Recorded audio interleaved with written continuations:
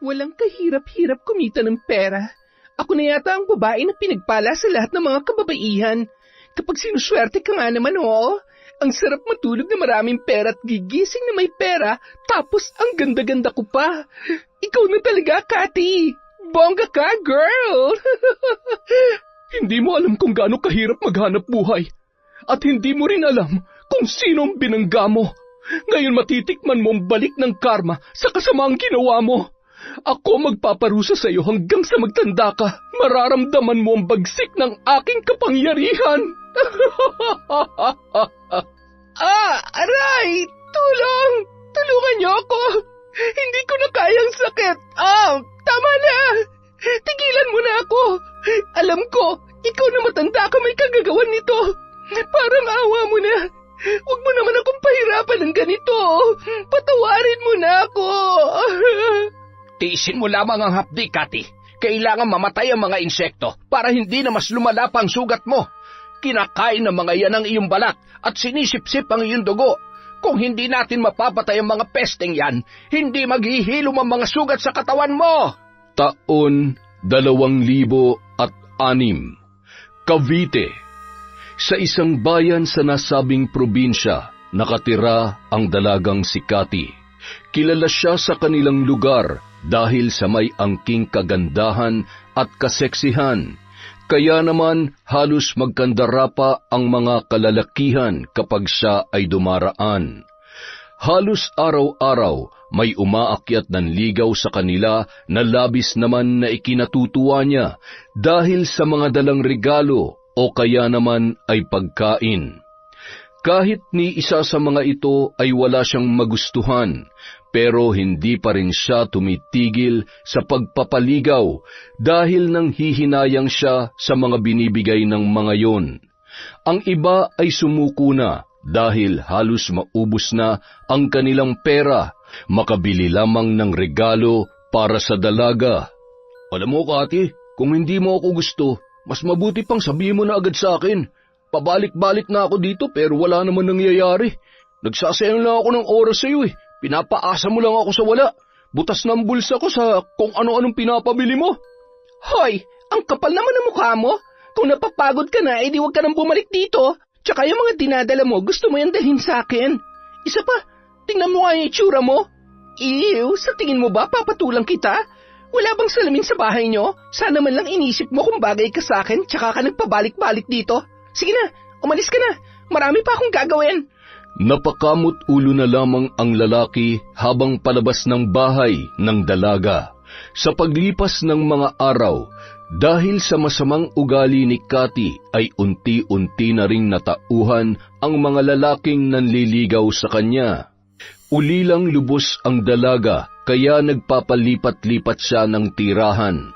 Walang nakatatanda o kamag-anak man lamang na sumasaway sa kanyang mga ginagawa.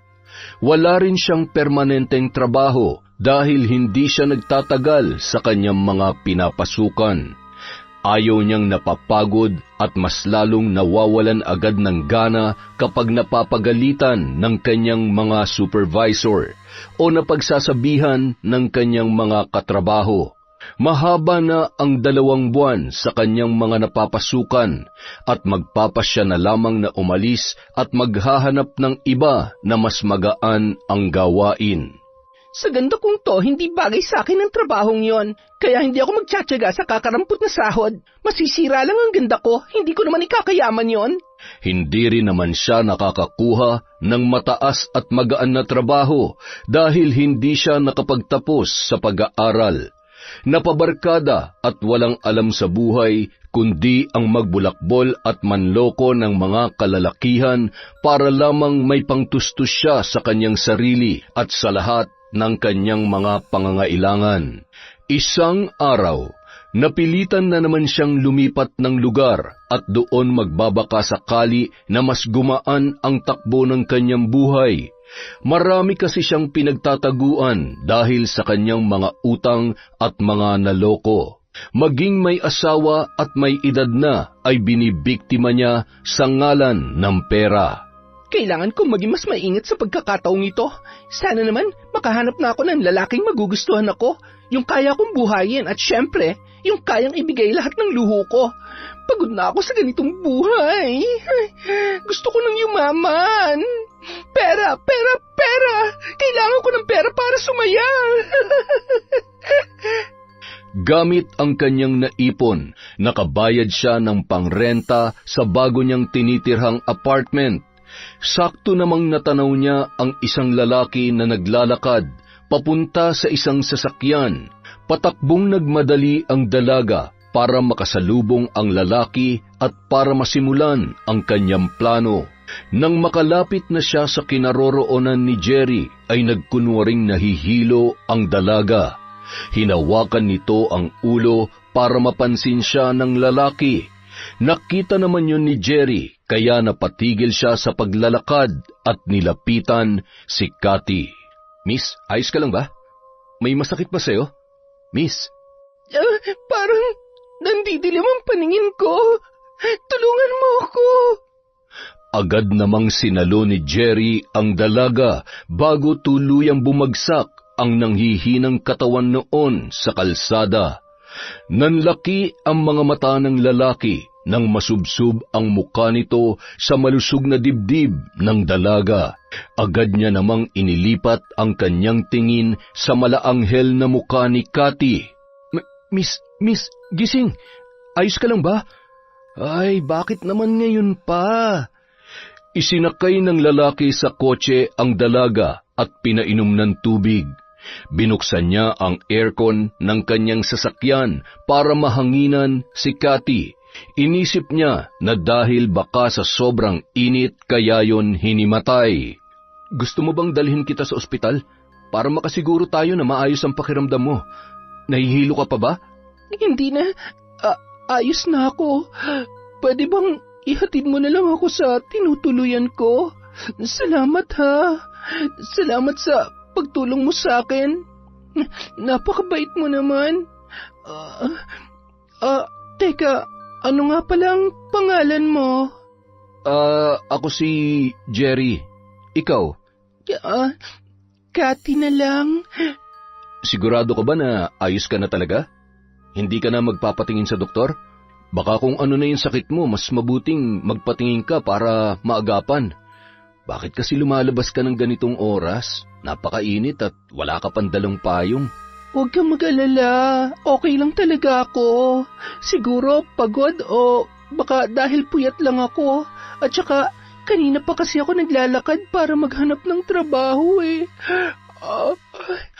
Nahihilo pa rin ako pero kaya ko naman na. Sa susunod kasi magdala ka ng payong at tubig.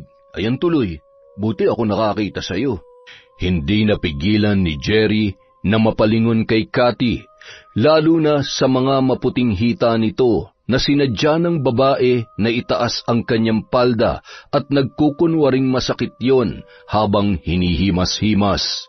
Napalunuklaway na lamang ang binata habang nagmamaneho. Nagulat ito nang hawakan ng dalaga ang kanyang hita. Maraming salamat, Jerry, ha? Kung hindi dahil sa'yo, baka nabagok na yung ulo ko kanina.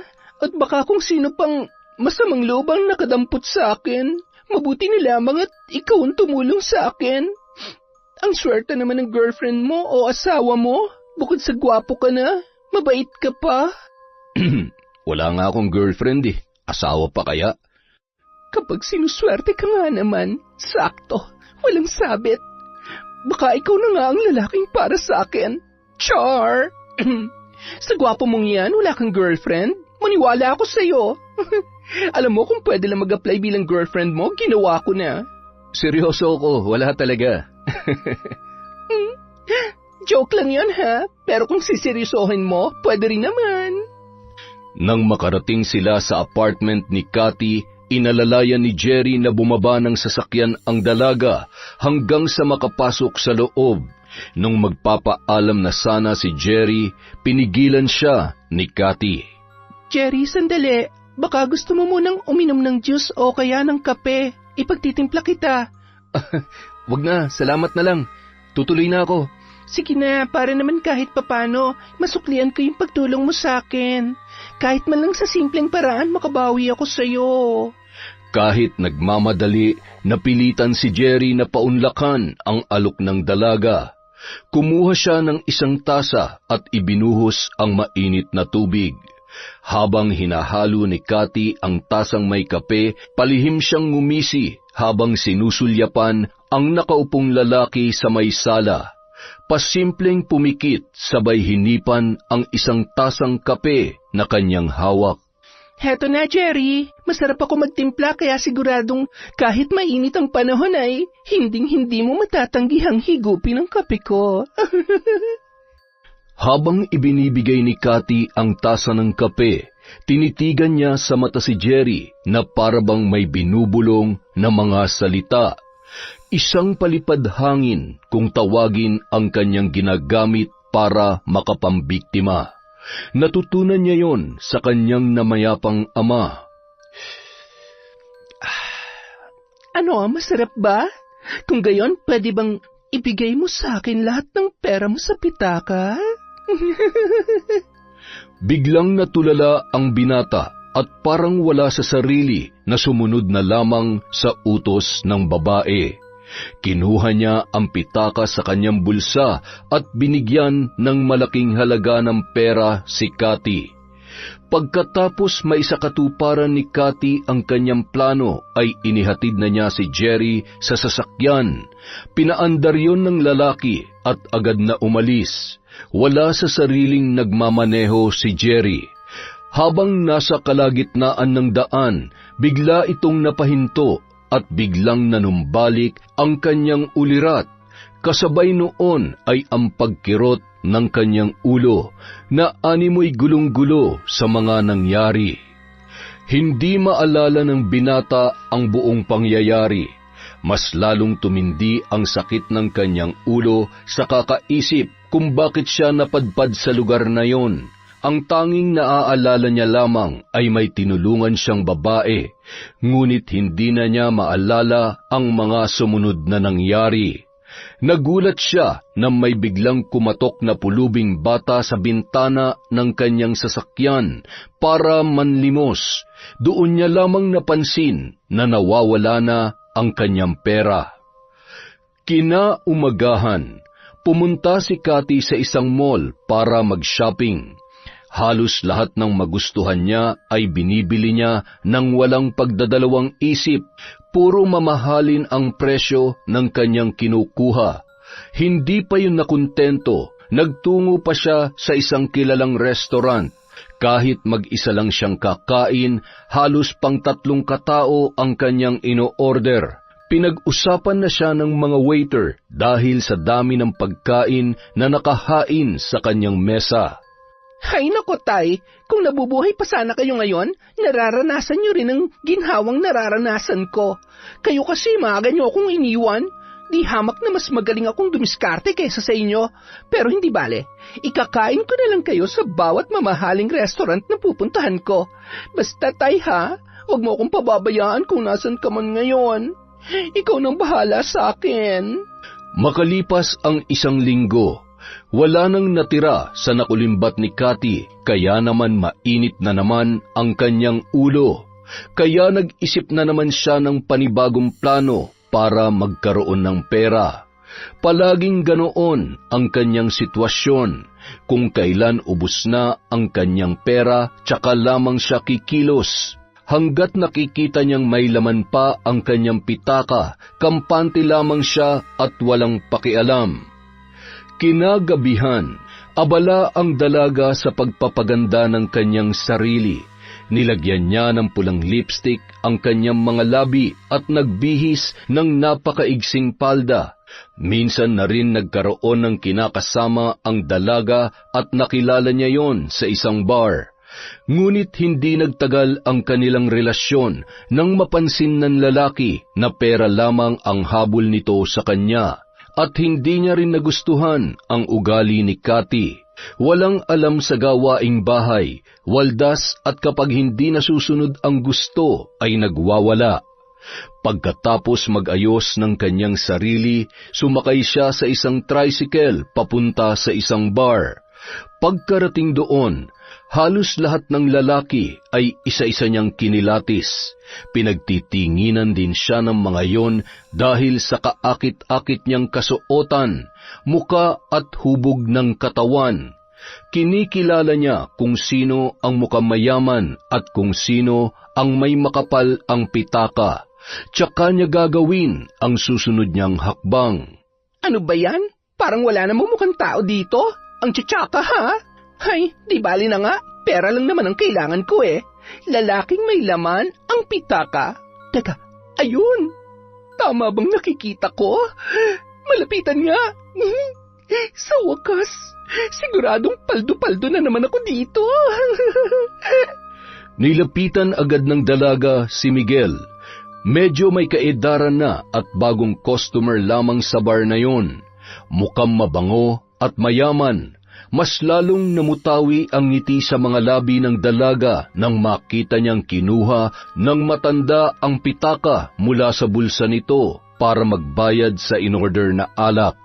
Nang makaupo na ang lalaki ay agad rin umupo si Cathy sa tapat na mesa kung saan nakapwesto ang matanda. Sa ganda kong ito, ewan ko lang kung makakatis ka na hindi ako lapitan. Ayan, sige, tingnan mo lang ako. Lumapit ka, dahil wala kang mapapala kung tititigan mo lang ako. At nagsimula na ngang magpapansin si Cathy kay Miguel. Hinahawi-hawi pa nito ang kanyang buhok habang umiinom ng alak at nakatitig sa lalaki. Dahil sa litaw na litaw ang kagandahan at kaseksihan ng dalaga ay madaling napansin ng matanda ang nang-aakit na si Cathy. Pilyo siyang tinitigan ni Miguel. Maya-maya pa, lumapit na yon sa may mesang kinauupuan ng dalaga. Hi, miss. Ang ganda mo naman. Anong pangalan mo? Mukhang nag-iisa ka lang Wala ka bang kasama? Pwede bang makiupo at makisalo sa'yo? Ibang pangalan ang ginamit ni Cathy. Yon ang paraan niya para hindi siya matuntun o kaya naman ay mahanap ng mga taong binibiktima niya. Nauwi sa tawanan ang kanilang pag-uusap. Nawili ang matanda na makipagharutan sa dalaga kaya naparami ang kanyang pag-inom ng alak. Nung medyo may tama na, biglang lumapit ang isang lalaki na kasama nito na kanina pa pala sila pinagmamasdan. Malaki ang pangangatawan ng lalaking yun. Sir, mukhang lasing na po kayo. Tara na po. Baka po hinahanap na tayo ng asawa nyo. Kapag nalaman ni ma'am na nandito tayo ay siguradong pagagalitan tayo nun. Nagulat ang dalaga dahil nun niya lang napagtanto na may kasama palang bodyguard si Miguel. Nang akmang tatayo na sana ang matanda habang inaalalayan ng lalaki, biglang nag-usal ng mga salita ang dalaga. Ang daya naman, aalis ka na agad, Miguel. Ngayon pa lang tayo nagkakasiyahan. Ang aga pa kaya, mamaya ka na umuwi. Hay, mukhang takot ka lang pala sa asawa mo eh. Ako? Takot sa asawa ko? Hindi Berto, mabuti pa matulog ka na lang muna sa sasakyan kung inaantok ka na. Nakakahiya naman sa magandang binibining ito kung iiwan ko lang basta-basta. Sige na, doon ka na muna. Tatawagan na lamang kita kapag uuwi na tayo. Pero sir, lasing na po kayo. Ano ka ba? Kaya kong sarili ko. Ako ang amo mo, kaya ako masusunod. Sige na, iwan mo na kami. Huwag ka magsusumbong sa ma'am mo dahil malilintikan ka sa akin. Gusto mo ba mawalan ng trabaho? Ay, sige po sir. Sabi ko nga po, hihintayin ko na lamang kayo sa sasakyan Sige po, mag-enjoy po muna kayo dyan. Nagtataka ang lalaki dahil mukhang may kakaiba sa kanyang amo. Sanay kasi siya na kahit may konting tama pa lang ang matanda ay yun na mismo ang nagyayaya para umuwi. Pero nung mga sandaling yun, para bang tuwang-tuwa at nawiwili pa si Miguel na makipag-inuman sa babaeng kausap niya. Bibihira lamang makipagkwentuhan sa babae ang kanyang amo at pinagtaasan pa siya nun ng boses sa unang pagkakataon. Akala ko iiwan mo na ako. Magtatampo na sana ako Gusto pa naman sana kitang makausap dahil Nalulungkot ako. Sa tingin ko, Miguel, ikaw ang papawi sa lungkot na nararamdaman ko ngayon. Pwede mo ba akong samahan kahit sandali lang? Ay, masyado mo namang pinapainit ang gabi ko. Paano naman ako makakatanggi kung ganito kabango at kagandang babaeng nasa harap ko? Ilang sandali pa, pumasok na ang dalawa sa pribadong silid sa bar na yon. Nang makapasok na ang dalawa sa nasabing silid, doon na isinagawa ng dalaga ang kanyang plano. Nilimas niya ang lahat ng perang laman ng pitaka ng matanda, sabay itinapon yon sa isang sulok. Iniwan niyang nakahandusay sa mahabang upuan si Miguel dahil sa sobrang kalasingan. Nagmamadali namang lumabas ng bar ang dalaga, sabay pumara ng tricycle. Samantala, kanina pa tingin ng tingin ang bodyguard ni Miguel sa kanyang telepono at inaabangan ang tawag ng kanyang amo. Nabaling ang kanyang paningin nang makita si Cathy na sumakay sa tricycle, kaya kinabahan yun at nagmadaling lumabas ng kotse para pumasok sa loob ng bar. Sir? Miss, nasa na po yung lalaking nakaupo dito kanina? Agad namang itinuro ng GRO kung saan makikita ang matanda, kaya dali-dali nitong pinuntahan ng silid at bumungad sa kanya ang tulog na amo at humihilik pa. Nakabukas ang zipper ng pantalon at nakaangat ang damit. Boss, gising! Ano nangyari? Bakit nandito ako? Anong oras na ba? Ako pong dapat magtanong kung ba't kayo nandito. Ano po nangyari sa inyo? Ba't kayo pumasok dito sa loob? At bakit kayo iniwan ng babaeng kasama ninyo? Nagmamadali siyang umalis kanina. Ay, teka, nasan po yung relong suot nyo? Tsaka yung kwintas ninyo? Ha? Nalintikan na. Pati wallet ko nawawala rin. Naisahan ako ng babaeng yun Hindi ko man lamang namalayan na. Naku, malilintikan ako nito sa misis ko. Paano nangyaring? Hindi kaya may kakaibang ginawa sa akin ng babaeng yon?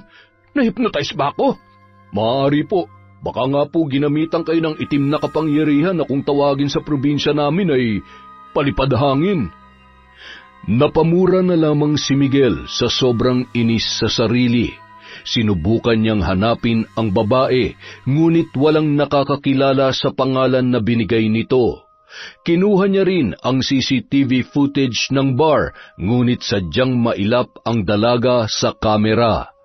Hindi maipaliwanag kung paanong hindi man lamang makilala ang mukha noon. Kaya wala nang nagawa ang matanda kundi hayaan na lamang ang nangyari. Makailang ulit pa siyang bumalik sa bar na yon at nagbaka sakali na makikita ulit ang dalaga. Gaya ng dati, nagpakasasa si Cathy sa perang nakuha niya kay Miguel. Malaki-laki rin ang natangay niyang halaga sa matanda.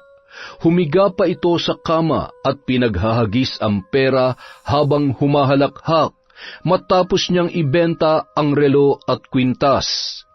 Walang kahirap-hirap kumita ng pera. Ako na yata ang pinakapinagpala sa lahat ng mga kababaihan.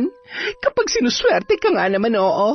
Ang sarap matulog na maraming pera at gigising na may pera tapos ang ganda-ganda ko pa. Ikaw na talaga, Cathy. Bongga ka, girl! Makalipas ang 2 buwan, unti-unti na namang nauubos ang pera ni Cathy. Sinisingil na rin siya sa renta ng bahay. 1 buwan na siyang hindi nakakabayad. Mas inuna pa niya ang kanyang mga luho kesa bayaran ang kanyang dapat bayaran.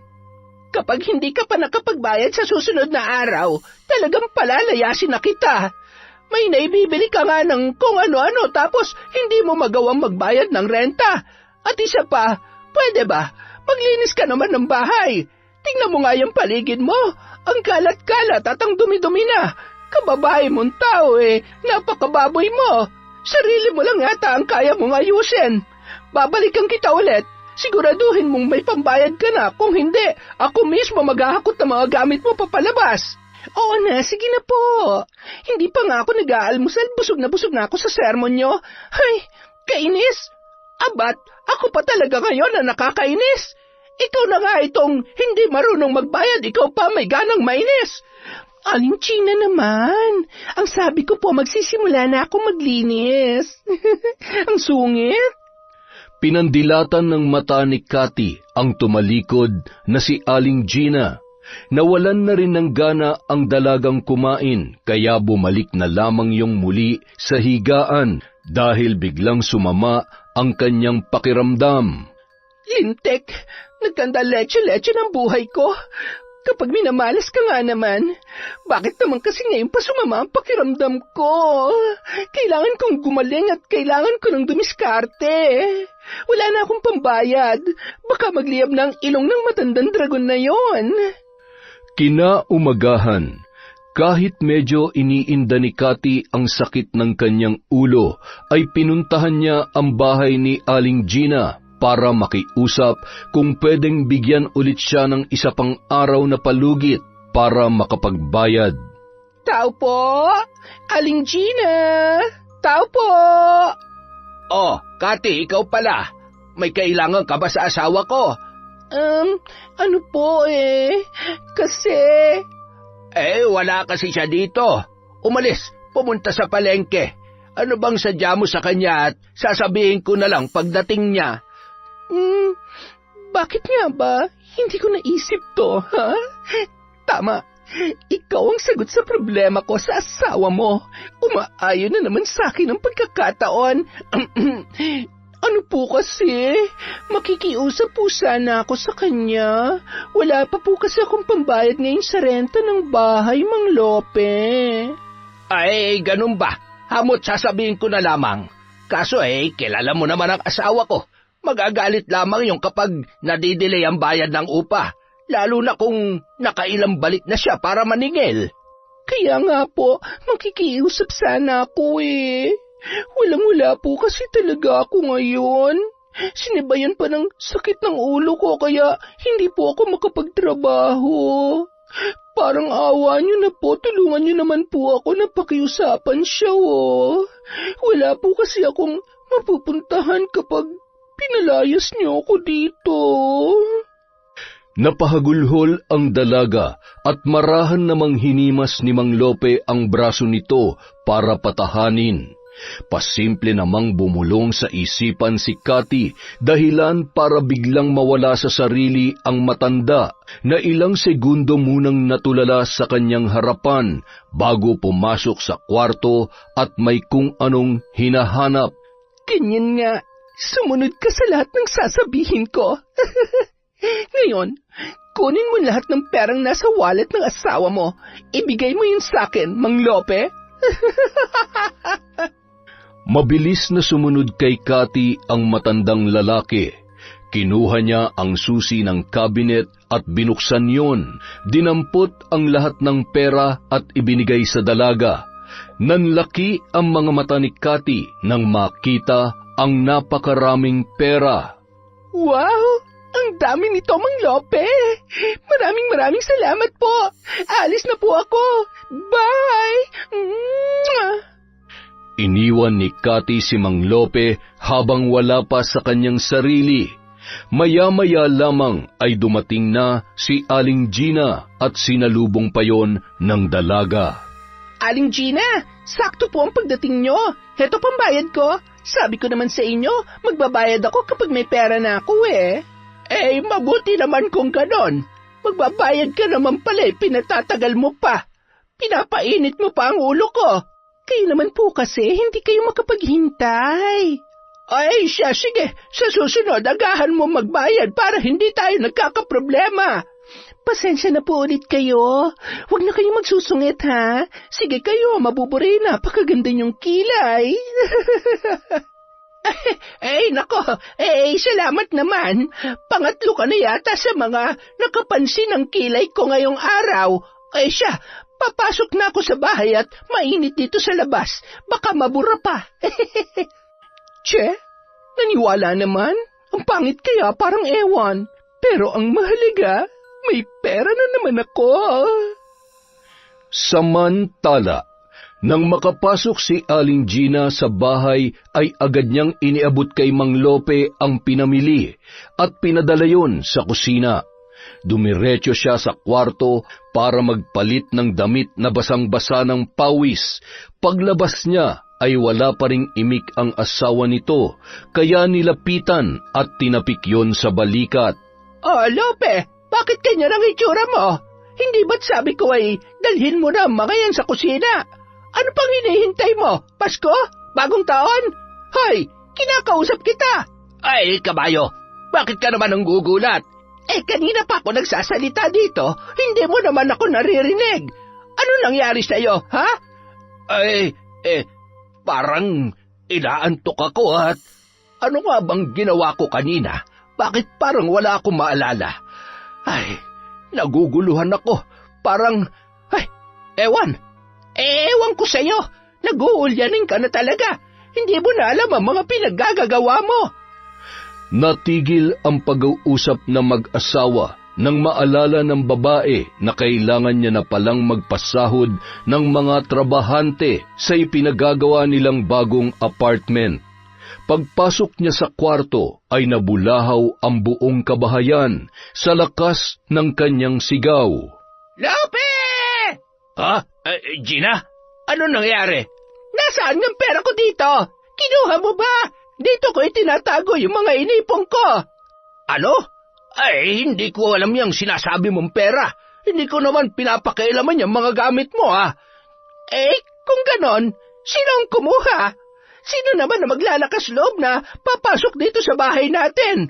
Wala ka bang napansin na ibang tao na pumunta dito? Galit na galit si Aling Gina dahil wala namang ibang tao sa bahay na yon. Ayaw din namang umamin ng asawa nito na siya ang kumuha, kaya minabuti niyang tingnan ang CCTV para malaman kung sino ang kumuha ng pera. Parehong nanlaki ang kanilang mga mata nang makita ang buong pangyayari. Hay nako, nagsisinungaling ka pa. Ayan, kitang-kita na ikaw ang kumuha at ibinigay mo sa babaeng yon.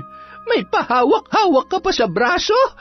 Ano, dahil sa nilandi ka ng babae, binigay mo na yung pera ko? Walang hiya ka! Ang tanda mo na, kumakirengking ka pa at pera ko pa talaga ang ginagamit mo! Maniwala ka sa akin, Gina. Hindi ko alam na binigay ko sa kanya yung pera. Tingnan mo, parang may sinasabi siya tapos sinusunod ko naman. Hindi ko matanda ng buong nangyari, pero maniwala ka, kahit mamatay man tayo ngayon, hindi ako nagsisinungaling. Mandadamay ka pa talaga. Lintik na babaeng yon. Kaya pala ang lakas ng loob. Sa akin lang naman galing yung pinambayad niya. Makikita niya. Hindi ko ito mapapalampas. Inuubos na talagang pasensya ko, ha? Siguradong may itinatago ang babaeng yon. May kakaiba siyang ginagawa para makapagnakaw ng pera. Humanda siya sa akin. Sinugod ni Aling Gina si Cathy para komprontahin sa nangyari. Agad namang itinanggi ng dalaga ang ibinibintang nito sa kanya. Dahan-dahan po kayo sa sinasabi niyo, Aling Gina. Wala po akong alam dyan. Ibalik mo ang pera ko. Walang hiya kang babae ka. Ipapakulong kita. Huling-huli ka na eh. Nagsisinungaling ka pa talaga. Hindi mo makukuha ang pera mo at lalong hindi ko hayaang makulong ako dahil sa'yo. Ang bag ko, kailangan kong tumakas. Hoy, saan ka pupunta? Magnanakaw! Ang kulit mo, ha? Sabi ng bitiwan mo ako. Gamit ang natitirang pera na galing sa matandang babae, naghanap ulit siya ng mauupahan na may kalayuan sa lugar na kanyang pinanggalingan. Makalipas ang 2 linggo, halos wala nang makain si Cathy dahil wala na siyang pera. Pabalik-balik naman ang kanyang iniindang sakit ng ulo. Diyos ko naman, alisin niyo na po ang sakit ng ulo ko para makapagtrabaho na ako. Pinaparusahan niyo ba ako dahil sa mga ginawa ko? Buisit na Gina na yon. Yung mga gamit na naiwan ko, ay, ang bobo ko talaga. Bakit ba naman kasi hindi na lang ako nagbenta ng mga gamit ko? Ay, nakakainis talaga. Isang araw, Nakaramdam ang dalaga ng kaginhawahan sa kanyang katawan, kaya wala nang inaksayang oras si Cathy at agad na nag-isip ng susunod na plano. Barya na lamang ang natitira sa kanyang pera. Palakad-lakad ang dalaga kung saan naghahanap siya ng panibagong bibiktimahin. Ano ba? Makisama naman kayo. Mukhang wala yata ako mapapala dito Wala yata akong madidilihensyahan ngayon. Magtitiis na naman ako sa lugaw na walang sahog at... Ay, busy talaga. Ang init-init pa naman. Ay... Ilang sandali pa, nakita niya si Mang Felix na saktong magwi-withdraw sa ATM machine. Walang ibang tao sa lugar na yun. Hinintay niyang matapos ang lalaki. Nang saktong naglalakad na para maghanap ng sasakyan, naghanda na rin ang dalaga para gawin ang kanyang plano. Kagaya ng ginawa niya kay Jerry, yun din ang naisip niyang diskarte para manakaw ang pera ng bago niyang target. Pero ngayon ay nagpanggap naman siya bilang isang pulubi sa paningin noon. Aray! Tulong! Tulungan niyo po ako! Oh, iha! Ano nangyayari sa'yo? Mukhang namumutla ka at nanghihina. Nahihilo po ako. Ilang araw na po kasi akong hindi kumakain. Tulungan niyo po ako. Maawa na po kayo sa akin. Gutom na po ako. Nagkunwaring matutumba si Cathy at napahawak kay Mang Felix. Mabuti na lamang agad na nasalo ng lalaki at hindi natumba sa simento ang babae. Ang hindi niya alam, mabilis na dinukot ng dalaga ang kanyang pitaka. Nang makuha niya na yun ay pabulong na nagsalita si Cathy. Hindi naman makagalaw ang lalaki sa kanyang kinatatayuan. Natulala ito habang pinagmamasdan ang papalayong dalaga na bahagyang nakangiti sa kanya. Bumalik lamang ang kanyang ulirat nang businahan siya ng isang tricycle driver. Abat, hindi ka ba tumitingin? Sasagasaan mo ba ako? Abay, akala ko pumaparaho kayo Sasakay po ba kayo o hindi? Oy, sige, ihatid mo ako sa ospital. Kailangan ko makabalik agad at inaantay ako ng asawa ko't anak. Ilang sandali pa. Ipapasok ko ba sa loob o dito ka na lamang bababa? Huwag na, dito na lamang ako. Maglalakad na lang ako papasok. Ay, siya, sige, mabuti naman. Natitiyak ko, mahihirapan akong makalabas kapag pinilit ko pang ipasok tong tricycle. Sandali lamang at... Teka, nawawala ang pitaka ko Nagtulungan pa si Mang Felix at ang tricycle driver para mahanap ang pitaka sa loob ng tricycle, ngunit wala silang makita. Naawa na ang driver sa lalaki dahil baka sa mukha nito ang pagkadismaya at nabanggit rin nito na pambayad sana ang perang yun sa pagpapagamot ng kanyang anak na may sakit. Hindi na lamang ito pinagbayad ng tricycle driver at taus-pusong nagpasalamat naman ang matandang lalaki. Pasensya ka na talaga. Naabala ko pa ang paghahanap buhay mo. Wala na talaga akong pera kahit barya. Maraming salamat ulit, ha? Ay, walang anuman ho yun. Sana gumaling na ang anak ninyo. Tsaka mag-iingat po kayo. Parang wala sa sarili si Mang Felix na naglalakad papunta sa silid kung saan naroon ang kanyang anak at asawa na si Aling Mona na nagbabantay sa kanilang anak. Hanggang nung mga oras na yon, hindi niya pa lubos maisip kung ano ang nangyari. Pagkarating ay nakangiting sinalubong ni Aling Mona ang kanyang asawa. Mahal, magkano ang nasahod mo? Kasya na ba para sa bibilhin nating gamot ni Chinchin? Oy, mahal, kinakausap kita. Hindi mo ba ako naririnig? Ano nangyari sa'yo? Bakit parang hindi maipintay yung mukha mo? May nangyari ba? Oo, mahal. Kasya na sana. Kaya lang ano? Kinakabahan naman ako sa'yo. Akin na yung pera at bibili na ako ng gamot ni Chinchin. Kanina pa dapat siya nakainom. Nakailang balik na rin dito yung nurse. Tinatanong kung nakabili na ba tayo. May kailangan pa rin tayong bilhin na i-inject sa kanya. Kailangan maagapan ang pagkalat ng impeksyon sa katawan niya. Kung hindi, mas lalo siyang manghihina. Ano kasi, mahal? Nawala yung pitaka ko kanina. Nanakawan yata ako. Ha? Ano? Paanong nanakawan ka? Hindi mo ba napansin? Bakit? Saan ka ba pumunta? Ikinuwento ni Mang Felix kay Aling Mona ang kanyang natatandaan. Ang pinagdududahan niya ay yung babae na lumapit sa kanya para humingi ng tulong. Wala naman kasing ibang tao na nakasalubong si Mang Felix nung mga sandaling yun. Nanlumo ang mag-asawa dahil sa yun na lamang ang kanilang inaasahan na wala pa na parang bula.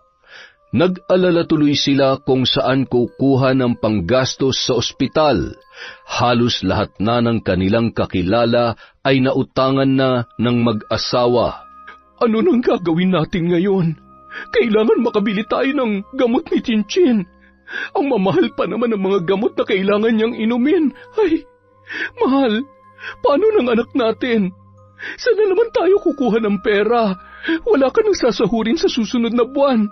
Halos ilang araw ka pa lamang pumapasok, may utang pa tayo sa boss mo. Kaya nakakahiya naman na mangutang na naman tayo sa kanya. Huwag ka na mag-alala, mahal. Gagawa ko ng paraan para makabili tayo ng kailangan ng anak natin. Nagpaalam saglit ang lalaki para maghanap ng pwedeng mahiraman ng pera. Kahit na nahihiya ay sinubukan niya pa rin humingi ng tulong sa kanyang boss. Ang kanyang pinagtatrabahuhan ay si Miguel. Naikwento niya sa kanyang boss ang nangyari sa perang ipambibili niya sana ng gamot ng kanyang anak. Nagulat ang lalaki sa mga sinabi ni Mang Felix. Bigla siyang napaisip na posibleng pareho ang babaeng nagnakaw ng kanyang pera at ang babaeng ikinukwento ng kanyang tauhan. Doon lamang napagtanto ng dalawang lalaki na pareho silang nabiktima ng iisang babae. Naaawa naman ang boss nito at pinahiram siya ng pera. Ikakaltas na lamang sa kanyang sahod buwan-buwan. Pagkakuha ng pera ay agad na bumalik si Mang Felix sa ospital. Nadatnan niya na nag-aagaw buhay na ang kanilang anak, kaya naman napatakbo siya at nilapitan ang naglulupasay na si Aling Mona. Anak, huwag mo kaming iiwan. Lumaban ka. Felix, ang anak ko. Chinchin! Diyos ko, nakikiusap po ako. Huwag niyo namang hayaan mawala sa amin ang anak ko. Pakiusap po. Iligtas niyo ang anak namin. Chinchin, huwag mong iiwan si nanay. Makalipas ang ilang oras, nanginginig pa rin sa takot si Aling Mona. Pinapakalma pa rin yon ni Mang Felix na noon ay labis pa rin ang pag-aalala. Mabuti na lamang ay naisalba yon ng mga doktor. Akala ko mawawala ng anak natin. Kung may nangyaring masama sa kanya, Felix, hindi ko kakayanin. Mamamatay ako kapag nawala ang anak ko. Tahan na, patawarin mo ko sa nangyari. Kung naging maingat lamang ako, siguro'y hindi aabot sa puntong ganito. Hindi mo kasalanan na nangyari. Kung meron man dapat managot, walang iba kundi ang walang pusong nagnakaw ng pera mo. Napakasama niya. Samantala, pumunta ako sa presinto para i-report ang nangyari. Akalain mo, pati pala si Sir Miguel na biktima din ng babaeng yun. Kailangan niya managot sa batas. Hindi marunong lumaban ng patas ang walang yang babae na yun. Sige, mahal. Tama yung gagawin mo. Sana makasuhan ng babaeng yun at sana makulong siya habang buhay at pagbayaran ng mga kasalanan niya. Oo, mahal. Sige, aalis na muna ako, ha? Mag-iingat ka. Balitaan mo ako agad sa lakad mo, ha? Hindi na nag-aksaya pa ng panahon si Mang Felix at agad na nagtungo sa pulisya para humingi ng tulong. Pinasalaysay sa kanya ang buong pangyayari at ipinalarawan ang itsura ng mukha ng babae. Ayon sa paglalarawan ng lalaki, lumalabas sa investigasyon na iisang babae ang tinutukoy ng mga taong nagrereklamo sa kanila at doon niya rin napag-alaman na iba-iba pang pangalan ang ginagamit nito. Halos pare-pareho ang modus ng dalaga sa bawat binibiktima, kaya mahirap matunton ang kanyang kinaroroonan. Nangako ang mga pulis na kapag nakakuha sila ng impormasyon ay ipagbibigay alam nila agad sa lalaki. Maraming salamat po. Sana mahanap na at mapanagot ng babaeng yan para matigil na sa masamang gawain. Baka marami pa yung mga biktima. Nang makabalik sa ospital si Mang Felix, ibinalita niya kay Aling Mona ang kanyang natuklasan tungkol sa dalagang nambiktima sa kanya. Dahil sa may kaalaman ang ginang tungkol sa itim na kapangyarihan, napagtanto niya na ginagamitan ng palipadhangin ang mga biktima ng dalaga para makapagnakaw. Kaya pala ang lakas ng loob ng babaeng yan na magnakaw. Kung hindi ako nagkakamali, tama ang naiisip ko.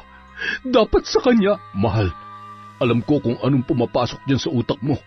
Huwag mong gagawin yan. Sinasabi ko sa iyo. Ilang beses na natin niyang pinagtalunan. Kailangan maturuan ng leksyon ng babaeng yon. Kailangan putulin ang kanyang kasamaan. Hindi ako papayag na marami pa siya mabiktima. Humanda kang babae ka. Pagbabayaran mo lahat ng kasalanan mo. Dapat sa mga katulad mo, parusahan para magtino. Nangilabot si Mang Felix sa mga tinuran ni Aling Mona. Ramdam niya ang galit sa puso ng kanyang asawa. Ayaw na ayaw pa naman nito ng taong nanlalamang sa kapwa. Ang karunungan ni Aling Mona ay minana pa niya sa kanyang yumaong ina. Mula nang magkaanak sila ni Mang Felix ay sinubukan niya yung itigil. Sa pagkakataong yon ay mukhang desidido na siya na parusahan ang dalagang si Cathy gamit ang barang. Mahal, ikaw na muna magbantay sa anak natin. Uuwi muna ako. May kailangan akong gawin. Hindi ka na ba talaga magpapapigil sa gagawin mo? Alam mong kasalanan sa Diyos ang binabalak mo. Huwag mong ilagay sa mga kamay mo ang pagpaparusa sa taong yun. Ipaubaya mo na lamang yan sa batas. Kung aantayin pa natin ang mga pulis, natitiyak ko na marami pang mabibiktima ang babaeng yon. Kaya habang maaga pa, tatapusin ko ng kasamaan niya. Siguro naman mapapatawad ako ng Panginoon sa aking gagawin. Muntik na malagay sa peligro ang buhay ng anak natin dahil sa babaeng yon. Kung may nangyari kay Chinchin, hindi ako magdadalawang isip na tapusin siya. Pagkarating ni Aling Mona sa kanilang bahay, dumiretso agad siya sa kwarto at sa ilalim ng kanilang kama.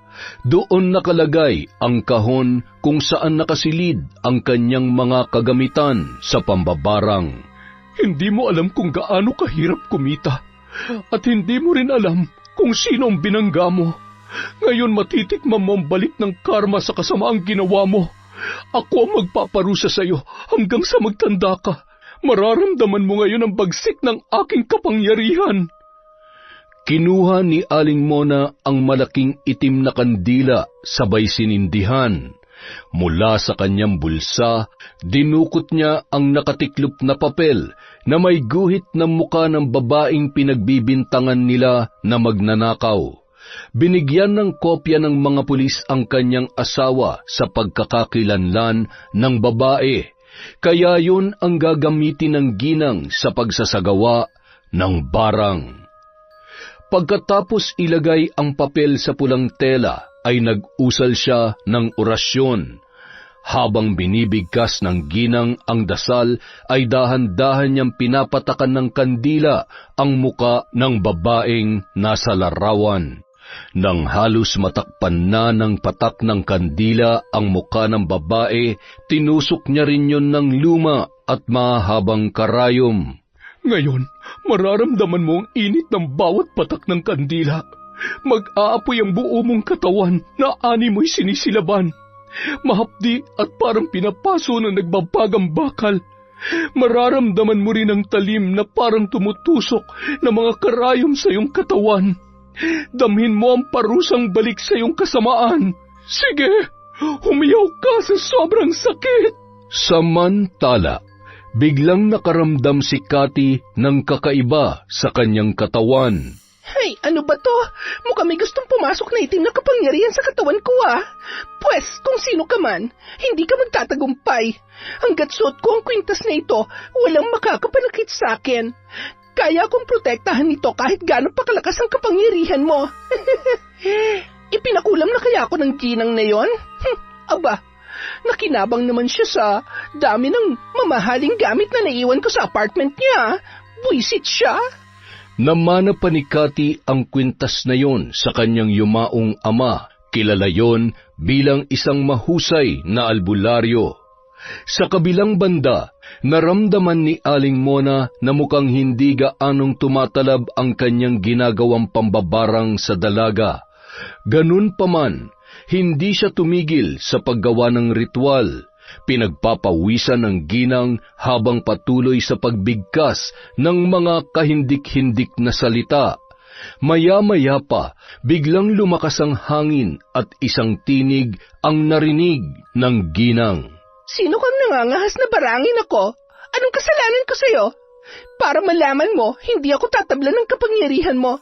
Magsasayang ka lang ng lakas. Kaya kung ako sa'yo, tigilan mo na yung ginagawa mo. Ako lang naman ang asawa ng lalaking ninakawan mo. Alam mo bang buhay ng isang tao nakasalalay sa perang ninakaw mo?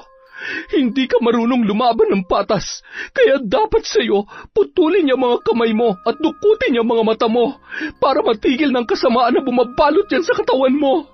Nagpatuloy ang palitan ng mga salita ng dalawang babae. Dire-diretso lang din si Aling Mona sa pagsasagawa ng orasyon. Hindi naman nagpatalo si Cathy at pilit na nilalabanan ang kapangyarihan ng ginang. Hanggang sa lalong lumalakas ang kapangyarihan ni Aling Mona at mas lalong lumakas ang hangin hanggang sa naputol na at nahulog ang suot na kwintas ng dalaga.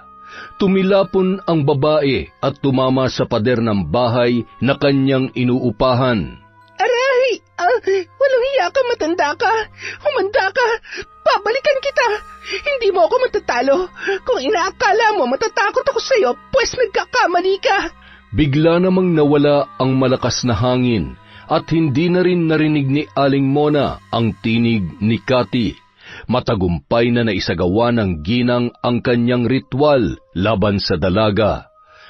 Samantala, halos hindi makatayo si Cathy sa sobrang lakas ng pagkakatalsik niya. Gumagapang na siya sa sahig sa kahahanap ng kwintas, ngunit nagkapira-piraso na yon. Hindi pwede! Kailangan kong kwintas na to! Hindi! Kinagabihan, nagising si Cathy ng alanganing oras nang makaramdam ang dalaga ng sobrang init. Para siyang nililitsyon na baboy sa nagbabagang uling. Dali-dali siyang bumangon at nagtungo sa kusina para uminom ng tubig. Halos maubos niya ang laman ng pitsil. Ibinuhos niya na rin sa kanyang muka ang natitira pang tubig. Pakiramdam niya ay matutuklap na ang kanyang balat dahil sa sobrang init. Aray! Tulong! Tulungan niyo ako! Hindi ko na kaya ang sakit! Tama na! Tigilan mo na ako! Alam ko, ikaw na matanda ka, may gawa nito sa akin. Parang awa mo na. Huwag mo naman akong pahirapan ng ganito. Patawarin mo na ako.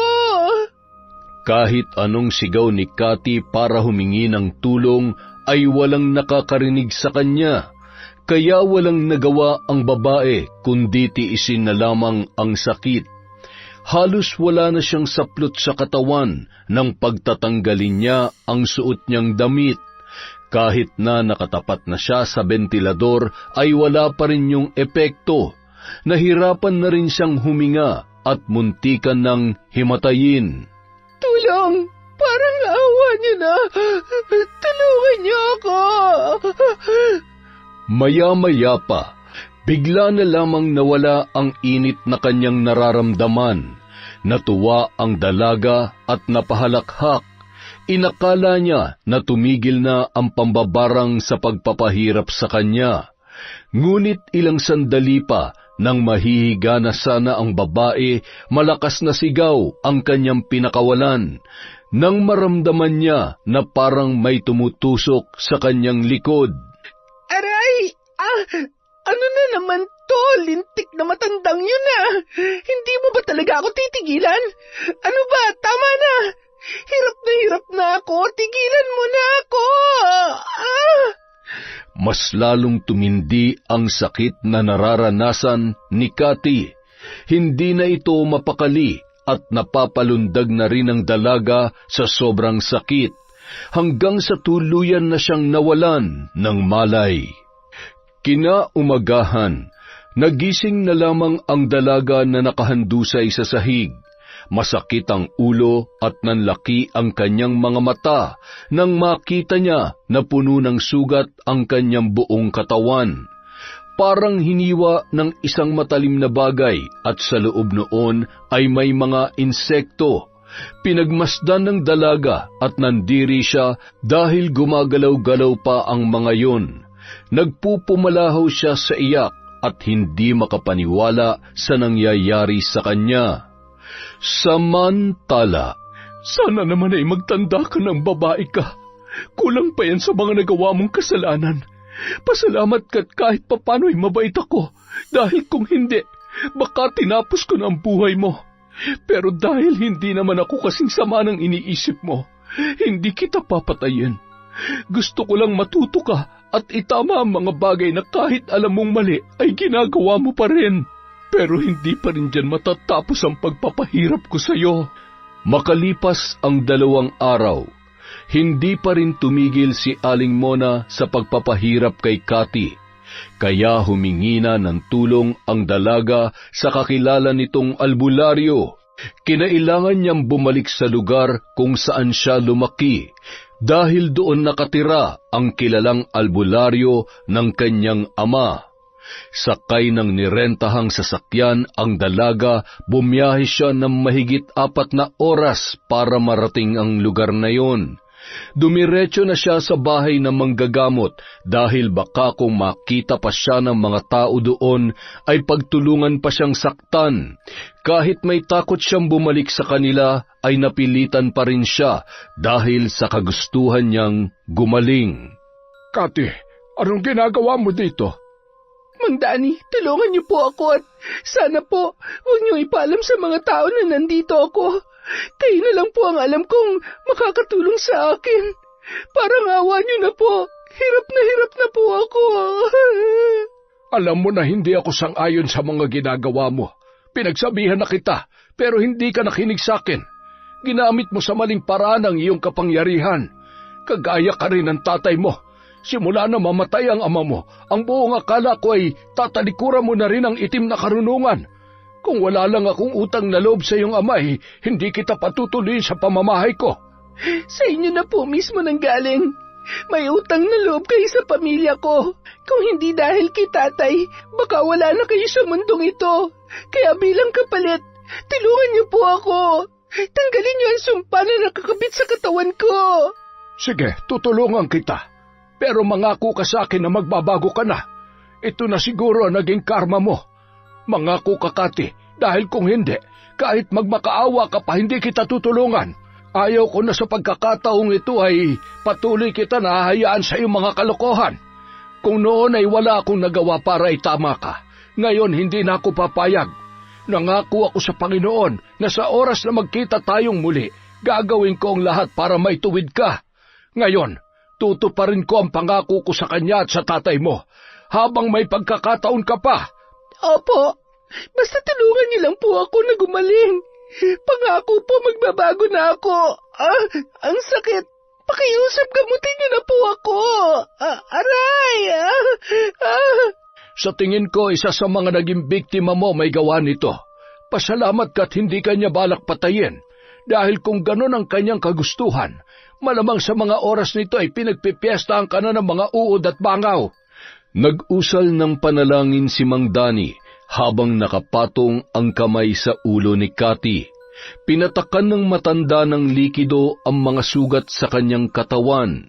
Napasigaw siya sa sobrang hapdi at nangisay ang mga uod na nasa loob ng kanyang mga sugat. Aray! Ano po yung pinahid niyo? Ang hapdi! Parang sinisilabad ang pakiramdam ko. Aray! Tiisin mo lang. Kailangan mamatay ang mga insekto para hindi na mas lumala pa ang mga sugat mo. Kinakain ng mga yan ang iyong balat at sinisip-sip ang iyong dugo. Kung hindi natin mapapatay ang mga pesteng yan, hindi maghihilom ang mga sugat sa katawan mo. Tagaktak ang pawis ni Cathy habang kagat-kagat ng kanyang mga ngipin ang isang tela. Hindi na kinaya ng dalaga ang sakit, dahilan para siya ay mahimatay. Pinahiga siya ni Mang Danny sa mahabang upuan na yari sa kawayan. Nilagyan ng matanda ng dahon ang mga sugat nito. Isa-isa niya ring sinunog ang mga insekto na lumabas sa mga sugat ng dalaga. Makalipas ang ilang oras, binalikan na ng malay si Cathy. Hinang-hina ang babae at humingi agad ng tubig kay Mang Danny. Oh, ito, inumin mo. Kumusta ang pakiramdam mo? May nararamdaman ka pa bang sakit? Medyo nanghihina po ang katawan ko. Nang tanggalin ni Mang Danny ang dahon na nakatapal sa mga sugat ni Cathy, namangha ang dalaga nang makita niya na naghilom na ang mga yun. Ngunit bakas pa rin ang mga peklat sa kanyang balat. Magaling na ang mga sugat mo. Ngunit hindi pa rin ako nakakasiguro kung tuluyan ang ititigil ng mambabarang ang ginagawa niya. Hanggat hindi niya nararamdaman ang pagbabago mo, patuloy ka pa rin niyang parurusahan. Kaya habang may pagkakataon pa, tutulungan kitang humingi ng tawad sa kanya at maging sa iba mo pang nagawa ng kasalanan. Ayoko po, Mang Danny. Ayoko po makulong. Pangako magbabago na po ako. Pinagsisisihan ko na po ang mga nagawa ko. Simula ngayon, hihingi na ako ng tawad sa Panginoon. Magpapakalayo-layo na po ako at magsisimula ng panibagong buhay. Pero paano mga taong naperwisyo mo? Kailangan mo pa rin managot sa batas. Hindi ka pababayaan ng Diyos, iha. Magtiwala ka lamang sa Kanya. Gawin mo ang nararapat mong gawin. Kung gusto mo magkaroon ng kapayapaan, gawin mo kung ano ang tama. Paano kung ang tama ay siya naman magpapahirap sa akin? Ayaw ko pong makulong. Mang Danny, hindi ko po alam kung makakaya ko. Natatakot po talaga ako. Paano kung hindi na ako makalabas ng buhay sa kulungan? Napayakap na lamang si Cathy kay Mang Danny dala ng takot. Ngunit wala na siyang nagawa kundi sundin ang payo ng matanda dahil alam niya na yun ang tama. Samantala, naramdaman ni Aling Mona na may tumulong na isang albularyo kay Cathy. Hindi naman nakakaramdam ng galit ang ginang dahil inaasahan niya na ang gagawin nito. Kaya muli siya nag-usal ng orasyon para muling gumana ang sumpa na kinabit niya sa dalaga. Paglalaruan niya ito hanggang sa siya na mismo ang sumuko sa mga pulis para pagbayaran ang kanyang mga kasalanan. Mang Danny, tulong! Tulungan niyo po ako! Akala ko po ba napagaling niyo na ako? Bakit pumabalik ang sakit, aray? Tama na, ayoko na po. Pansamantalang lunas lamang yon, iha. Hanggat hindi tumitigil ang mambabarang sa paggawa ng ritual, hindi tuluyang mawawala ang sumpa sa katawan mo. Isa lang ang nais na makamit ng taong yon, hustisya, Cathy. Alam mo kung anong ibig kong sabihin. Kailangan mo rin humingi ng kapatawaran sa kanya. Paano po ako hihingi ng tawad? Hindi ko po siya kilala at hindi ko alam kung saan siya matatagpuan. Ayaw ko po talaga, Mang Danny. Hindi ko kakayanin ang buhay sa kulungan. Hindi tumigil si Mang Danny sa pagpapalakas ng loob ni Cathy.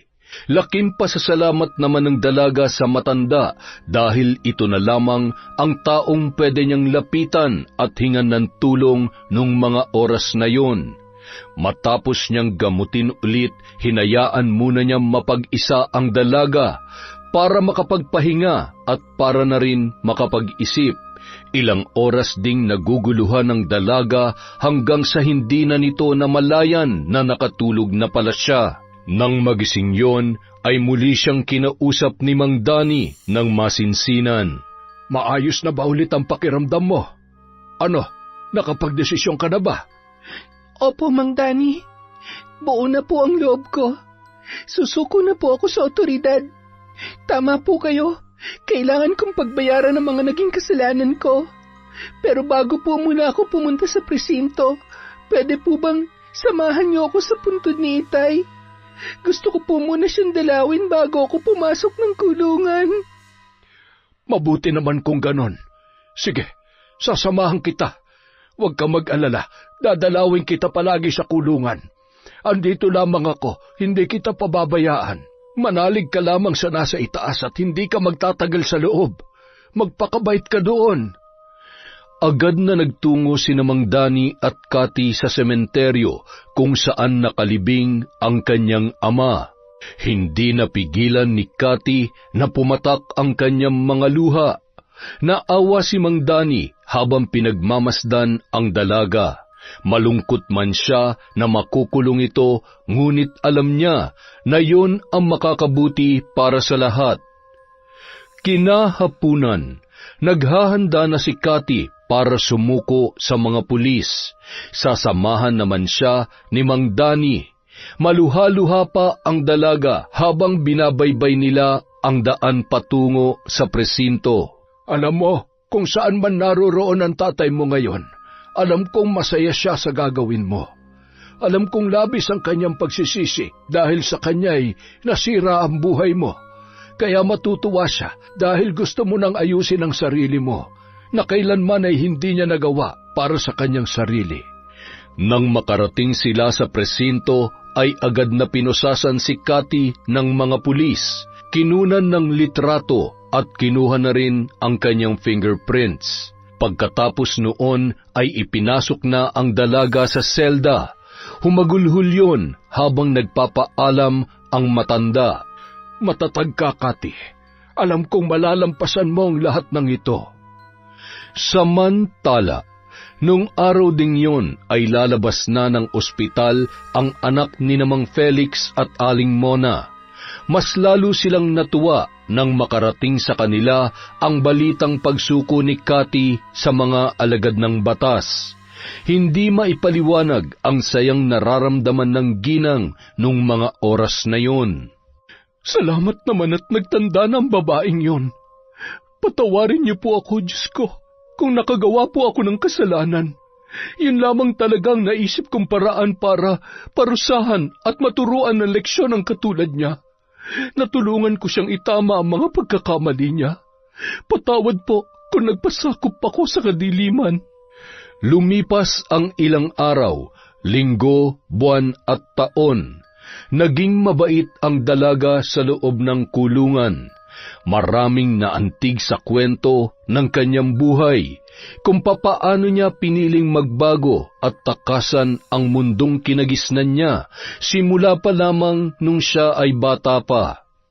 Natuto rin ang dalaga sa mga gawain katulad ng mga gawaing bahay. Kapag linggo naman ay sumasali siya sa mga grupo ng mga kababaihan na nagninilay-nilay at isa na rin siya sa nagpapakalat ng salita ng Diyos. Isang araw, dumalaw si Mang Danny sa presinto at kinumusta ang kalagayan ng dalaga. Masaya ko na makitang malaki na ang pagbabago mo. Halos lahat ng mga salita na lumalabas dyan sa bibig mo ay patungkol na sa Diyos. Ipagpatuloy mo lamang yan. Salamat po sa inyo, Mang Danny. Dahil sa tulong nyo, namulat ko sa tama ang mali. Ngayon nararamdaman ko ng mabuhay ng masaya at payapa. Oo, Iha. Talagang mararamdaman mo ang tunay na saya dahil may maganda akong balita sa iyo. Malapit ka na makalaya. Dininig na ng Diyos ang mga panalangin mo. Talaga po? Maraming salamat, Panginoon ko. Talagang napakabuti ninyo. Nasasabik na po ako makita ang tunay na ganda ng mundo. Walang paglagyan ng saya na nararamdaman ko ngayon. Masayang ibinalita ni Cathy sa kanyang mga kasamahan ang nalalapit niyang paglaya. Natuwa naman ang lahat sa kanyang sinabi. Samantala, Hindi mapanatag si Aling Mona hanggat hindi siya humihingi ng tawad sa dalaga. Dala-dala niya pa rin ang bigat sa kanyang kalooban nang ginawa niya ang pagpaparusa kay Cathy. Kaya minabuti nitong dalawin at puntahan ang dalaga kung saan man yon nakakulong. Pagdating sa kulungan, nagtatakang lumabas si Cathy dahil wala naman siyang inaasahang bisita. Tanging si Mang Danny lamang ang dumadalaw sa kanya simula nung siya ay makulong. Ikaw pala si Cathy. Opo. Sino po sila? Kilala niyo po ba ako? Ako si Mona, yung asawa nung ninakawan mo sa may bangko. Natatandaan mo ba siya? Ho? Ibig sabihin, kayo rin ang... Oo, ako ang nambarang sa'yo. At nagawa ko yun dahil sa muntik na mapahamak ang anak namin nung araw na yun.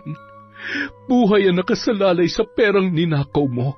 Kaya napuno ako ng galit. Kung ganon, ano pong ginagawa niyo dito? Nakikita niyo po, pinagbabayaran ko na mga kasalanan ko. Ano pa po ang gusto niyo? Maawa po kayo. Huwag niyo akong papatayin.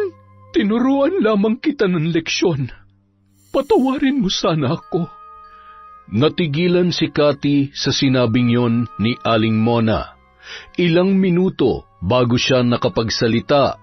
Bakas sa kanyang muka ang pagkabigla at hindi siya makapaniwala na pinuntahan pa siya ng ginang. Ho? Bakit po kayo humihingi ng tawad sa akin? Ako po nakagawa ng kasalanan, kaya ako po dapat humingi ng kapatawaran sa naidulot kong problema. Muntik na mapahamak ang anak ninyo dahil sa akin, kaya patawarin niyo po ako. Sana po'y mapatawad niyo ako. Oo, Iha. Matagal ka na naming pinatawad. Ang ginawa mong pagsuko ay nangangahulugan lamang na bukal sa loob mo ang pagsisisi. Ngayon mapapanatag na ang kalooban ko sapagkat pareho na natin nakamit ang kapatawaran sa ating mga puso. Hindi mapigilan ni Cathy na mapayakap kay Aling Mona. Parang nabunutan ng tinik ang kanilang mga dibdib nung mga sandaling yun. Nang makauwi na si Aling Mona ay agad niyang kinuha ang kahon na naglalaman ng kanyang kagamitan sa pambabarang. Isa-isa niyang sinunog ang mga yon katulong ang kanyang asawa at anak. Mahigpit na yakap ang itinugon ng kanyang asawa bilang pagpapakita ng tuwa at kasiyahan para sa ginang. Masaya sila na tuluyan ng tinalikuran ni Aling Mona ang itim na kapangyarihan. Kailanman ay hindi ko na yan muling gagamitin. Ngayon, abo na kayo at tuluyan na kayong tatangayin ng hangin. Masaya kami ng anak mo para sa iyo, mahal. Ito ang araw na pinakahihintay ko. Ngayon kasama na ng mga abo na yan. Tinangay na rin ang hangin ang pangambang nararamdaman ko kapag ginagamit mo yan. Makalipas ang 2 buwan, dumating na ang araw na pinakahihintay ni Cathy. Ito na ang araw ng kanyang paglaya. Masayang sinundo ni Mang Danny ang dalaga at dumiretso yon sa kanyang bahay. Wala na kasing ibang pamilya si Cathy na pwede niyang puntahan. Abot langit ang pasasalamat niya dahil muli siya mabubuhay ng malaya at payapa ang kalooban. Salamat po, Panginoon, dahil sa kabila ng aking mga nagawang kasalanan, hindi niyo pa rin ako pinabayaan. Utang ko po sa inyo ang panibago kong buhay. Samantala, nabalitaan ng pamilya ni Aling Mona ang araw ng paglaya ni Cathy. Natuwa sila para sa dalaga. Nang maikwento ni Cathy kung ano ang buhay na nakagisnan niya at kung anong paghihirap ang naranasan niya, ay nangibabaw ang awa na naramdaman ni Aling Mona para sa kanya. Makalipas lamang ang 1 linggo, simula nang makalabas si Cathy sa kulungan, nagpasya siyang muli nang bumalik sa Cavite para doon maghanap ng trabaho. At doon niya rin gustong simulan ang kanyang pagbabago. Sa awa ng Diyos, sa kabila ng kanyang mga karanasan sa buhay, maswerteng natanggap ang dalaga bilang tindera sa isang food court sa isang mall sa nasabing lugar. Kahit na umuuwing pagod at puyat ang dalaga, ay naging masaya pa rin ito, lalo na matanggap niya ang unang sahod na mula sa kanyang pinagpaguran. Ganito palang kumikita ng pera sa marangal na paraan, kahit na mahirap pero masaya pala. Hindi ko man mabili lahat ng luho ko, nagpapasalamat pa rin ako dahil malaya ako nabubuhay dito sa mundo, malayo sa dating ako at walang inaapakang tao. Isang araw, habang naglalakad si Cathy papunta sa sakayan pauwi sa kanyang inuupahan na bahay, aksidenteng nakabangga niya ang isang pamilyar na lalaki. Teka, mukhang pamilyar ang mukha mo ah. Tama, ikaw nga. Sinadya mong mabangga ako, no? Para ano, kapag tinulungan kita, nanakawan mo na naman ako? Pwes kung inaakala mo na magagawa mo ulit yun sa akin, nagkakamali ka. Bistado ko na yung style mo. Maganda ka pa naman, pero kawatan ka pala. Jerry? Hindi ko talaga sinasadya. Aray, tulungan mo naman ako. Hoy, ang sakit. Napaka-judgmental naman. Hindi ba pwede nagbago na ako? Wala nang pakialam si Jerry kahit nagmakaawa pa si Cathy. Sa halip na tulungan itong tumayo, ay iniwan niya na lamang ang dalaga at walang lingon-lingon na sumakay sa kanyang sasakyan. Habang dahan-dahang tumatayo si Cathy at paika-ikang naglakad. Samantala, habang umaandar ang sasakyan ni Jerry ay nakita nito sa salamin ang kalagayan ng dalaga. Napaisip ang lalaki na baka nga hindi nagsisinungaling si Cathy nung mga oras na yon. Totoo kayang nasaktan talaga siya? Ano ka ba, Jerry? Maniniwala ka na naman ba sa palabas ng babaeng yan? Buisit, napakahusay talagang magpanggap. Minsan mo na ako naloko kaya tantanan mo ko at baka makalimutan kong babae ka. Hindi porket maganda ka, madadaan mo ako sa paawa-awa mo. Ay, tumigil ka nga sa karupukan mo, Jerry. Hayaan mo na siya. Yun ang mga salitang sinasabi ng utak ng binata. Ngunit may puwang sa kanyang puso ng pagkaawa kay Cathy. Sinisigaw nito na tulungan ang dalaga. Malalim na buntong hininga ang pinakawalan niya, sabay pinaatras ang sasakyan para balikan si Cathy. Oh, bakit bumalik ka? Kala ko ba hindi mo na ako tutulungan? Sige na, wag na. Kaya ko na to. Hindi naman kita masisisi kung hanggang ngayon galit ka pa rin sa akin. Kasalanan ko naman talaga. Naiintindihan kita kaya sige na. Kaya kong sarili ko. Huwag ka na nga mag-inarte dyan. Halika na. Sumakay ka na. Ihahatid na kita sa bahay mo. Nang makasakay si Cathy sa kotse ni Jerry, walang imikan ang dalawa. Pareho silang nakikiramdam sa isa't isa hanggang sa binasag ni Cathy ang katahimikan sa loob ng kotse.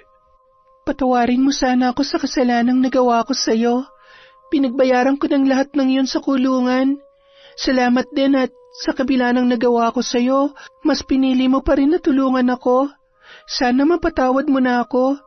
Pinagsisihan ko ng lahat ng yon. Sinisikap ko na ngayon na magbagong buhay. Ewan ko ba? Hindi ko rin maintindihan ang sarili ko. Bakit ba hindi ko magawang magalit sa'yo? Siguro may dahilan ng Diyos kung bakit nag-krus muli ang landas natin, no? Sa dami na makakasalubong at makikita ko ngayong araw, ikaw pa talaga. Ay, siguro nga, gumawa ng paraan ng Diyos para makahingi ako ng kapatawaran sa mga nagawa kong kasalanan. Masaya ako sa muli nating pagkikita at hindi na ako kasing sama nung dati. Pero may dahilan kaya nagawa kong mga bagay na yon na hanggang ngayon labis kong pinagsisisihan dahil maling-mali. Hindi ko dapat ginawa yon pero wala na eh. Hindi ko na maibabalik ang panahon. Dito na lamang ako. Salamat sa paghatid Inalalayan ng binata na makababa ng sasakyan si Cathy. Sabay sabing, sana hindi pa ito ang huling pagkikita natin. Gusto kitang makilala ng lubos at para malaman mo, pinatawad na kita. Matagal ko nang kinalimutan yon, pero syempre, naiinis pa rin talaga ako sa ginawa mo. Ay, sige na, mag-ingat ka ha. Pagkatapos noon ay pinaandar niya na ang sasakyan. Nakangiti sabay kinindatan pa nito si Cathy habang unti-unting sumasara ang bintana ng kotse. Isang araw, muling nag-cruise ang kanilang landas. Sinadyang abangan ng lalaki ang dalaga kung saan siya madalas dumaraan.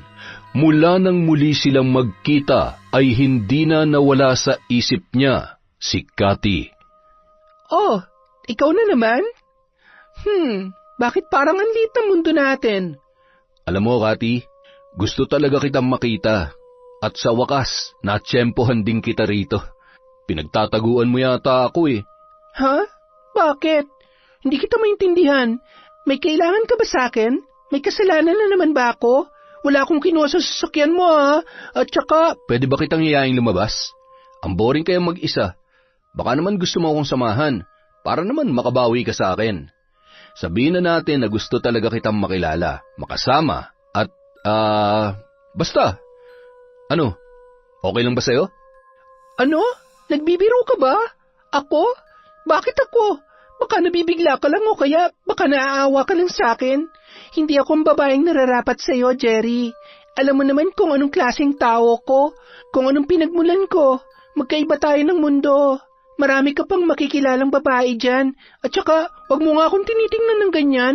Malapit na akong matunaw at baka mamaya kiligin pa ako sa'yo. Siguro gusto mo lang akong gantihan sa ginawa ko, no? May pinaplano ka bang masama sa akin? Hoy, wag kang ganyan. Ano? Tumingin ka nga sa akin. Dito. Hoy, sa mata ko. Yan. Mukha ba ako masamang tao? Ha? Sa gwapo kong to, sa tingin mo magagawa kong... Huwag mo akong dinadaan-daan sa ganyan, ha? Para kang ewan. Kapag ako nainis, papatulan talaga kita. Tara na, libre mo ako. Wala pa akong sahod. Yon! Walang problema. Cathy, seryoso. Kapag niligawan ba kita, papayag ka ba? Jerry, kapag sinuntok ba kita para magising ka sa katotohanan, aaray ka? Ang dami mong sinasabi. Tsaka na natin pag-usapan yan. Baka mamaya, pagkatapos natin kumain, magbagong isip mo. Alam mo na, baka gutom lang yan. Oh, teka nga, nilalagnat ka ba? Basta, akala mo titigilan kita? Mula ngayon, kung kinakailangan kitang kulitin, oras-oras man yan, hanggang sa mahulog ka sa akin at maging tayo gagawin ko. Ang totoo, di ko alam kung bakit kahit nagalit ako sa ginawa mo sa akin, hindi talaga kita makalimutan eh. Matagal-tagal na rin yun, pero hanggang panaginip, dinadalaw mo pa rin ako eh. Anong akala mo sa akin? Multo? Mumultuhin talaga ako ng katotohanan kapag hindi naging tayo. Simula noon, palagi nang lumalabas ang dalawa at matyagang niligawan ni Jerry si Cathy, hanggang sa makamit nito ang matamis na oo ng dalaga. Malaki na ang pinagbago ni Cathy, malayong malayo na sa unang pagkakakilala sa kanya ng lalaki. Sa kabila ng pagtatapat ng dalaga sa naging pagkatao at nakaraan niya, ay hindi yon naging hadlang para mahalin siya ni Jerry. Sa halip ay mas lalo itong humanga at napabilib sa katapangan ng dalaga. Matapos ang 2 taon bilang magkasintahan, nagpasya na rin silang magpakasal at bumuo ng sariling pamilya. Isang araw. Ay, ano ba naman tong tiyan ko? Kung ano-ano nang binibili ko sa iyong pagkain, sinusuka mo naman. Ano ba talagang gusto mo? Magagalit ka sa akin eh. Ano ba kasi yun? Gusto ko ng pinya. Yung pinya sa likod ng kapitbahay natin, hinog na. Sige na, samahan mo na kasi ako. Ano? Pambihira naman, mahal. Ano naman yung trip mo? O siya, mamayang gabi, gagawa natin ng paraan. Palihim na lamang na kinausap ni Jerry ang may-ari ng pinya para mapagbigyan ang hilig ng naglilihi niyang asawa.